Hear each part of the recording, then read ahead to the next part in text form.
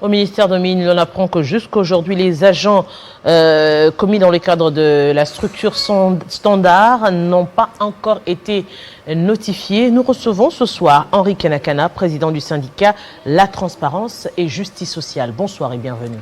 Bonsoir madame, merci beaucoup. Apparemment, les virements ne semblent pas s'accorder justement au ministère de Mines. Oui, tout simplement, nous voulons dire que le responsable de l'administration et des ministères doivent savoir respecter les dispositions légales et réglementaires en matière de carrière des agents des services publics de l'État. Donc ce sont des agents de carrière et la loi, notamment la Constitution de la République, en son article 193, nous dit ceci: l'administration publique est apolitique, neutre et impartiale. Il ne faut pas que lorsque vous avez la charge ou la responsabilité de diriger un ministère ou une administration, que vous puissiez la politiser. Parce que tous les Congolais, nous avons des droits égaux. Et nous devrons avoir l'égalité des chances, comme le dit la Constitution, pour accéder aux fonctions publiques. Il s'est fait que le ministre de Mines a pris un arrêté qui est tout à fait contradictoire avec l'arrêté pris auparavant du vice-premier ministre, ministre de la fonction publique, affectant les agents des structures standards. Lesquelles structures standards sont la direction des ressources humaines, la direction administrative et financière, la direction d'études et planification, la direction d'archives et nouvelles technologies de l'information et de la communication, la cellule de gestion des projets des marchés publics, ainsi que la cellule technique d'appui. Donc toutes ces structures constituent les structures standards. Toutes ces structures ont été créées par un décret du Premier ministre. Pour quelle raison? C'est dans le cadre de réformes arrimées de l'administration publique et des finances publiques. Aussi, nous pouvons aller si loin dans le cadre des réformes des autres ministères, du ministère de la Défense nationale, réforme de l'armée, réforme pratiquement de la santé, et ainsi de suite. Nous sommes dans un processus de migration maintenant. Nous devrons migrer vers le budget des programmes. Et ce budget des programmes a pratiquement été validé, sa feuille de route a été validée en date du 25 septembre 2020, sur demande du chef de l'État, validé par le gouvernement. Ce qui fait que le 1er janvier 2024, nous devrons basculer vers le budget programme. Basculer vers le budget programme, qui mettrait ce budget programme en application? C'est juste ces structures standards qui vont implémenter ce budget programme.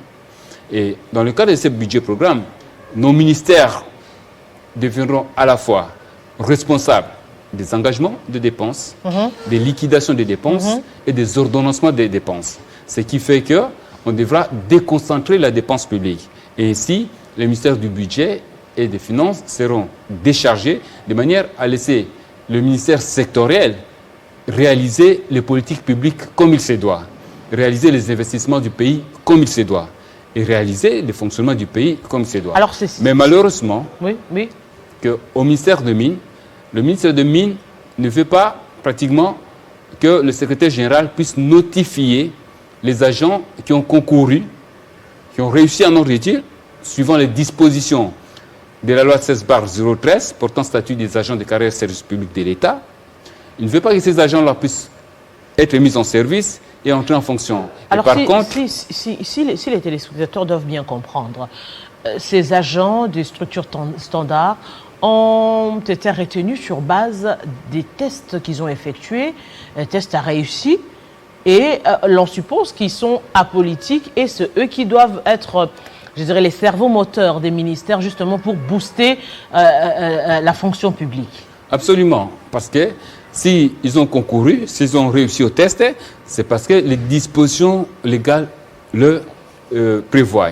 Donc, dans le statut, il est dit que pour passer d'une catégorie à une autre de profession, c'est une catégorie professionnelle à une autre, il faudra passer le concours. Et ces agents ont respecté et ont accepté de pouvoir respecter ces dispositions légales. Ils se sont présentés au concours. Ce concours a été fait de manière transparente. Et tous les agents publics de l'État ont été appelés à passer le concours pour ceux qui le voulaient. Donc ceux qui l'ont voulu ont passé leur concours et ceux qui ont réussi. Il ne suffisait pas seulement de réussir, il fallait aussi réussir en ordre utile. ceux qui ont réussi en ordre utile, ont été retenus par le gouvernement de la République. Et la loi nous dit que ces agents qui ont rempli les critères de sélection sont en droit d'être nommés, d'être affectés, d'être notifiés et d'être mis en service. Cependant, le bas qui blesse, c'est qu'au ministère des Mines, la ministre des Mines prend un arrêté après que le vice-premier ministre ait pris l'arrêté affectant ses agents, lauréats du concours.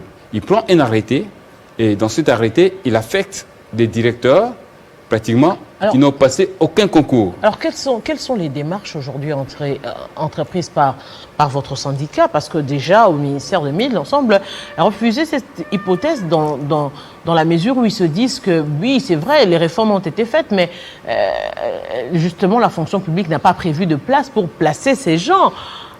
On va vous placer où? C'est faux parce que les structures standards sont de nouvelles structures. Et tous les postes des structures standards étaient vacants avant la passation du concours des agents.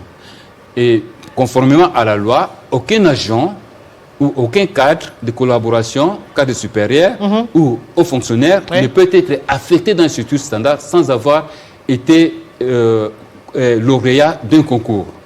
Alors, affecter maintenant, comme ça s'est fait au ministère des Mines, des agents qui n'ont pas passé le concours, soit disant qu'il n'y a pas de la place pour ceux qui ont passé le concours, nous pensons que c'est une grande injustice.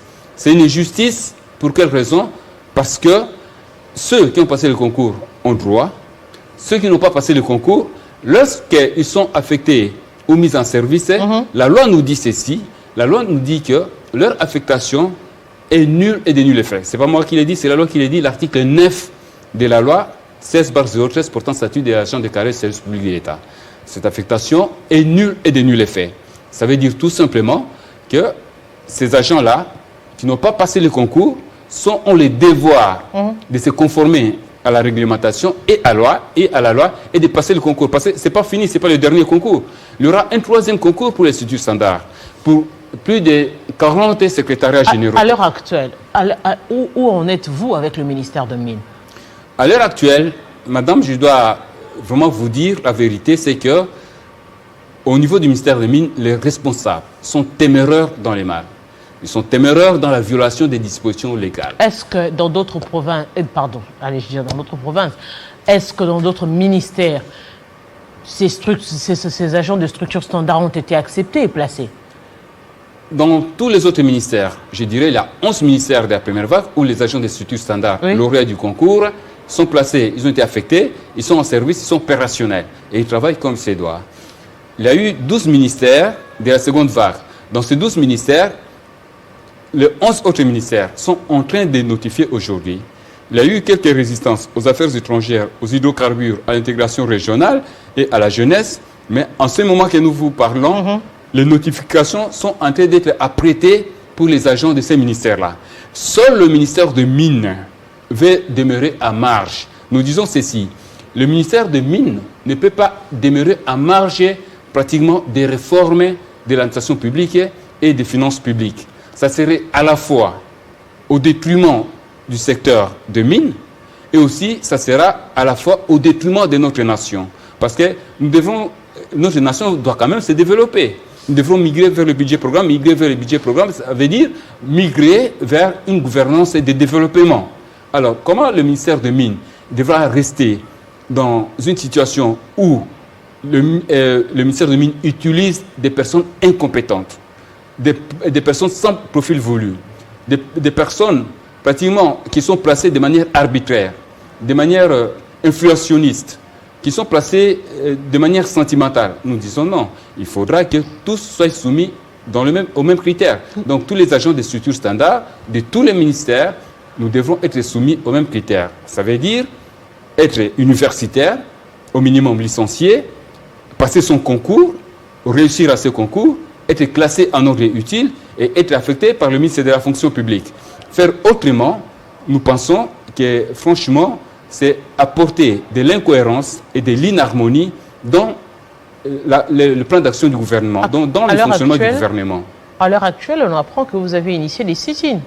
À l'heure actuelle, nous sommes dans un processus de sit-in permanent. nous en avons informé le ministre des Mines par une lettre dont nous avons réservé copie au chef hiérarchique, dont notamment le chef de l'État, le Premier ministre et le vice-premier ministre de la fonction publique. Nous leur avons réservé copie et depuis vendredi passé, nous sommes dans un processus de manifestation publique et nous le faisons. Nous l'avons fait vendredi, nous l'avons aussi fait lundi et nous l'avons fait aujourd'hui, mardi. Nous la tiendrons encore jeudi prochain et si jamais le ministre des Mines ne comprend qu'il devra retourner vers la légalité et que les agents qui sont dans leurs droits doivent y être établis, nous serons obligés de pouvoir organiser une manifestation à la primature pour demander au Premier ministre de remettre de l'ordre, de manière à ce que le fonctionnement du gouvernement ne puisse pas être entaché des irrégularités, comme c'est le cas dans le ministère des Mines, où l'arrêté 075 du 7 mars 2022 du ministère des Mines viole les dispositions légales et réglementaires en matière de promotion et de recrutement des agents. Un message aujourd'hui à tous ces agents qui attendent une issue favorable à leur situation. Je peux dire tout simplement aux agents que le droit s'arrache. Nous sommes ici dans un cas de prédation.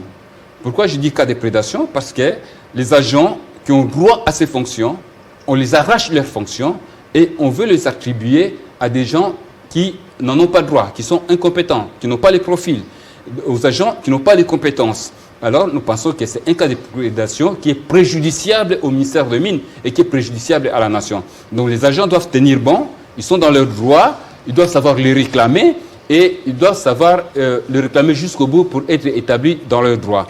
Et je dois vous rassurer, madame, que notre syndicat, à son corps défendant, nous n'allons ménager aucun moyen de droit et de nos libertés pour défendre ces agents, pour qu'ils puissent être établis dans leurs fonctions. Et nous avons demandé l'implication du Premier ministre. Nous lui avons écrit pour qu'il puisse s'impliquer et remettre l'ordre dans ce secteur. Au cas où le Premier ministre ne s'impliquerait pas dans le délai dont nous avons donné d'ici mardi, donc nous serons obligés d'appeler nos affiliés des structures standards de tous les ministères, de se présenter à la primature, de manière à ce que le Premier ministre, chef du gouvernement, les reçoive et écoute leurs doléances en cette matière. Donc nous n'accepterons pas pratiquement que le ministère de Mines reste en marge des réformes engagées par le gouvernement de la République avec les appuis financiers des partenaires internationaux dont principalement la Banque mondiale. Il faut dire ensuite que par rapport à ces appuis internationaux, des partenaires internationaux, il y a un problème de crédibilité par rapport à notre nation. Parce que le budget des programmes, nous devrions immigrer depuis le 1er janvier 2019. Ça n'a pas été fait. Si ça n'a pas été fait, c'est parce que les structures qui devraient préalablement être placées n'avaient pas été placées, dont les structures standards. Et aujourd'hui, 10 ans après la date butoir d'émigration, nous ne devons pas avoir les mêmes difficultés d'émigrer. Parce qu'il faut que ces problèmes de notification puissent prendre fin de manière à ce que le vice-premier ministre et le ministre de la fonction publique ait la possibilité d'organiser un troisième concours pour le reste des ministères. Nous avons dans la République près de 60 secrétariats généraux. Si aujourd'hui les structures standards sont dans 24 secrétariats généraux, il nous reste encore une affaire de 36 secrétariats généraux dont il faut établir, placer les structures standards. Et nous n'avons plus qu'une année pour que ces concours soient organisés et que ces agents soient placés. Que les agents méritoires, que les agents compétents, que les agents pratiquement qui peuvent animer ces structures et nous faire migrer vers le budget programme puissent être placés. Nous pensons tout simplement qu'il est grand temps pour le gouvernement que l'action publique de l'État soit cohérente. Et il est grand temps aussi que le Premier ministre puisse quand même taper du poing sur la table pour ramener le ministre à la raison, le ministre notamment de Mines à la raison. Monsieur Henri Kanakana, je rappelle aux téléspectateurs que vous êtes président du syndicat La Transparence et Justice Sociale. Grand merci à vous. Merci beaucoup, madame. Et je rappelle que vous êtes venu parler justement de la structure standard qui est une des réformes de l'administration publique, justement où l'État recrute des nouveaux agents et encore fait passer les tests pour justement relever la fonction publique et le cas échéant. Une correction, madame. Oui. Ce n'est pas que l'État recrute des nouveaux agents. Les agents des structures standards sont sélectionnés parmi les agents et fonctionnaires de l'État. Donc, pour pratiquement être affecté dans une structure standard, il faut au préalable être agent de l'État. Ce sont ces agents de l'État qui ont passé le test, qui ont passé le concours pour évidemment avancer en grade. Parce que la loi dispose ainsi que pour avoir un avancement de grade d'une catégorie professionnelle à une autre, vous devrez être lauréat du concours et réussir et être retenu en entretien. Grand merci à vous pour cette précision. Aimables téléspectateurs, nous avions parlé de la structure standard qui semble poser problème au ministère de Mines et nous avons reçu M. Henri Kanakana qui est président de la Transparence et Justice Sociale, ce syndicat justement qui milite pour le rétablissement des droits des agents commis au ministère de Mines. Nous avons également parlé du civisme, du christianisme justement et du développement de la part de l'Église, de l'État, mais aussi de la famille. Ces trois gouvernements qui doivent relever justement et résoudre ce problème de société que nous vivons au quotidien. Grand merci à vous d'avoir été de nôtres pour justement cette émission, ce grand magazine de la rédaction Kin Direct. Dans quelques instants, retrouvez Gloria Mbouya pour la grande édition du journal dans l'espoir que nous allons nous qualifier pour le Qatar. On dit bonne chance à nos léopards.